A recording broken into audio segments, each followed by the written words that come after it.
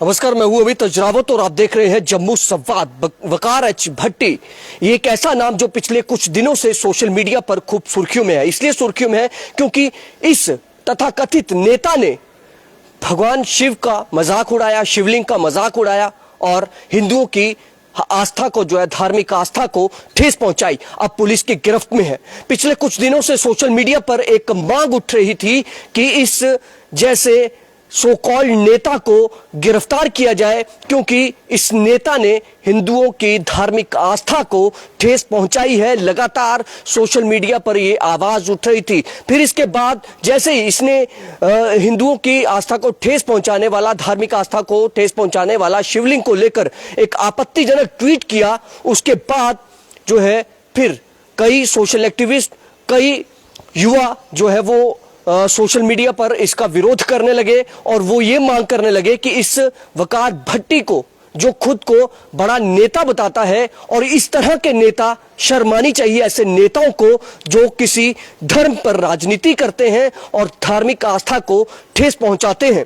और इसी से ऐसे ट्वीट कर ऐसे जो कम्युनल टेंशन्स पैदा करने वाले जो ट्वीट होते हैं ऐसे नेताओं के, इस तरह से ये नेता बनेंगे और इसीलिए इनको सोकॉल्ड नेता कहा जाए तो गलत नहीं होगा। और आज इसे पुलिस ने जो है, जम्मू कश्मीर पुलिस ने गिरफ्तार किया है। आपको बता दें, जम्मू पुलिस जो है उसने इसे जो टंगमर्ग एरिया जो बारामूला में पड़ता है कश्मीर के, वहां से इसे गिरफ्तार किया है और अभी पुलिस की गिरफ्त में है ये। और आपको बता दें कि बीजेपी के ही एक सोशल एक्टिविस्ट हैं जो उनकी तरफ से ये बीजेपी नेता जो है, सोशल एक्टिविस्ट भी हैं, वो उनकी तरफ से एफआईआर जो है वो लगवाई गई थी, शिकायत की गई थी। उसी के आधार पर, एफआईआर के आधार पर जो है इसे गिरफ्तार किया गया है।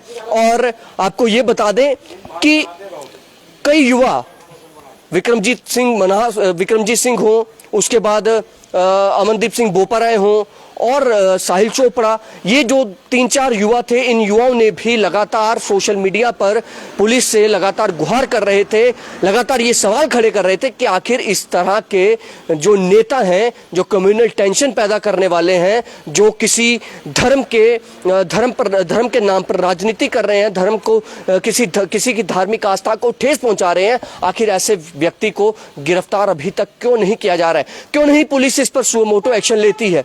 क्योंकि पुलिस का अख्तियार है। ये जो ट्वीट इसने किया था, भले ही वो ट्वीट उसने बाद में, जब वो डर गया, वो घबरा गया, उसने ट्वीट तो बड़ी चालाकी से डिलीट कर दिया, लेकिन उसे क्या पता था उसके ट्वीट का स्क्रीनशॉट जो है वो वायरल हो रहा है। और फिर उसने सोशल मीडिया पर यह दिखाने की कोशिश भी की, मैंने किसी को भी कोई ठेस नहीं पहुंचाई है, लेकिन उसका ट्वीट जो है वो बयां कर रहा था वो किस तरह से भगवान शिव का जो शिवलिंग है उस पर जो है मजाक उड़ा रहा है, टिप्पणी कर रहा है, आपत्तिजनक टिप्पणी। और इसे अधिकार किसने दिया, ये तो पुलिस इससे पूछेगी कि आपको अधिकार किसने दिया। और क्या ये इस तरह के लोग जो है वो नेता बनेंगे? क्या ये लोग जनता के हिमायती बनेंगे, जनता के हित में काम करेंगे? ये कभी नहीं करेंगे। ये सिर्फ और सिर्फ टीवी डिबेट्स में बैठकर अपनी ही जो भाषण है वो झाड़ेंगे और अपने मनमर्जी का वहां पर बयान देंगे, क्योंकि पता है नेशनल टीवी पर क्या है, उन नेशनल चैनल वालों को क्या है, उनको सिर्फ एक ऐसा व्यक्ति चाहिए जो खूब हल्ला मचाए और उनकी टीआरपी बनी रहे और लोग उनके डिबेट को जो है वो देखें। लेकिन यहां पर पुलिस पर भी सवाल है कि पुलिस, इतना समय क्यों लग गया पुलिस को इसे गिरफ्तार करने में?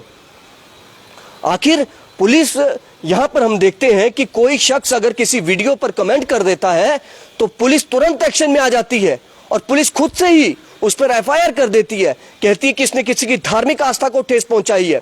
लेकिन वकार भट्टी जो है, इसने भगवान शिव का, हिंदुओं की आस्था पर जो है ठेस पहुंचाई, सीधा हमला किया इसने हिंदुओं की आस्था पर, और इसे गिरफ्तार करने में इतना समय लग गया। वो भी तब गिरफ्तारी हुई जब सोशल मीडिया के जरिए कुछ युवाओं ने दबाव बनाया।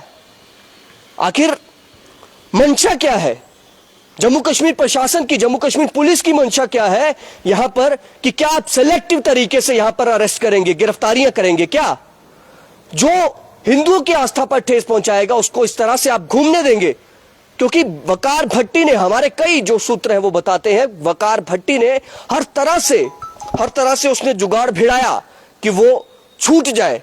सोशल मीडिया पर वो ये बता रहा था, ये कह रहा था, मैंने किसी के जो रिलीजियस सेंटिमेंट्स हैं वो हर्ट नहीं किए हैं, मैंने किसी की धार्मिक आस्था को ठेस नहीं पहुंचाई है, तो मेरे लिए इस तरह से क्यों कहा जा रहा है कि मुझे गिरफ्तार किया जाए।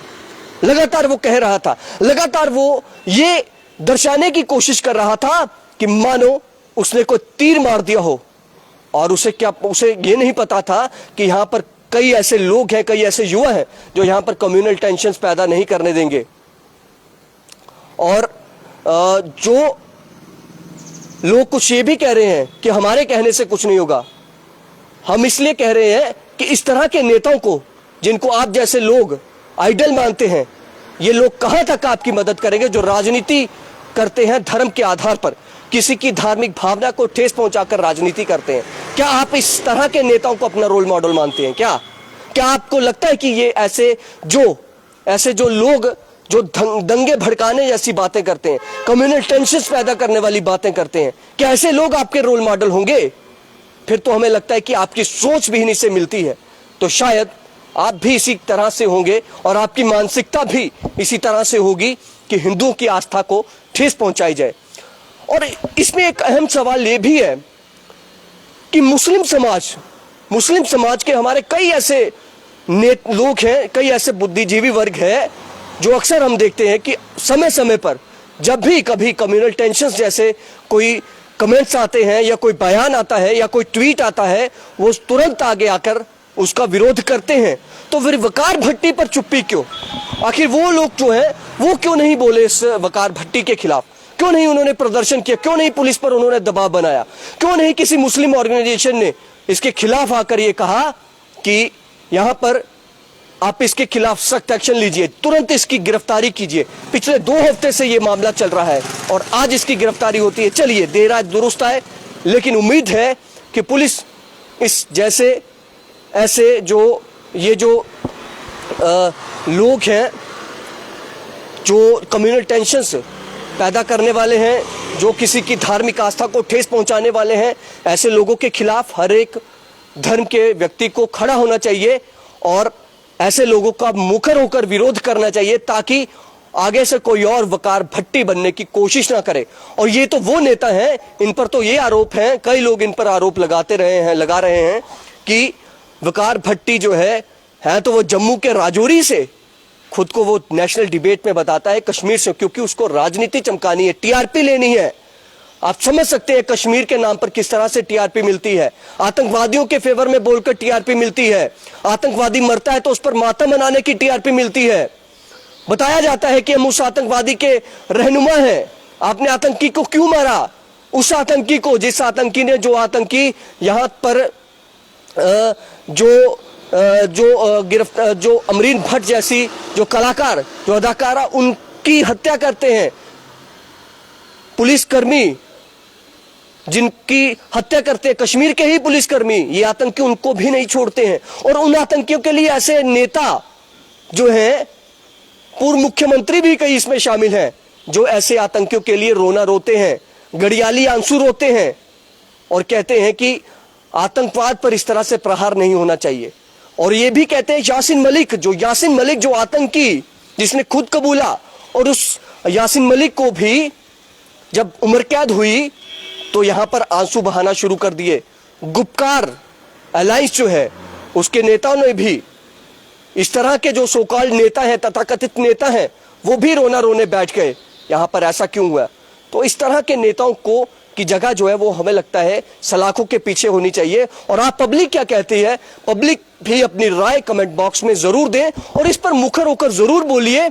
चाहे मुस्लिम समुदाय के जो संगठन हैं, जो यहाँ पर आपसी भाईचारे को कायम रखने के बात करते हैं, वो भी सामने आए। हिंदुओं को भी, हिंदू जो संगठन है उनको भी बाहर आना चाहिए। हर एक धर्म को इकट्ठे होकर इस तरह के जो लोग हैं, जो दंगे भड़काने जैसी बातें करते हैं, किसी की धार्मिक आस्था को ठेस पहुंचाने की बात करते हैं, उनके खिलाफ मुखर होकर बोलना चाहिए।